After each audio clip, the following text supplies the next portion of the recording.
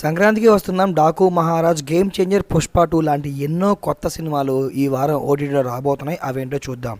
లిస్ట్లో first movie మనకి సుజాల్ season 2. దీన్ని ప్రైమ్ వాళ్ళు క్లెయిమ్ చేసుకోవడం అయితే జరిగింది. ఫిబ్రవరి 21వ తేదీ నుండి స్ట్రీమింగ్ అనేది చేయబోతున్నారు. అండ్ లిస్ట్లో నెక్స్ట్ మూవీ పోతుగడ్డ. ఈ సినిమాని ఈటీవీ విన్ వాళ్ళు క్లెయిమ్ చేసుకోవడం అయితే జరిగింది.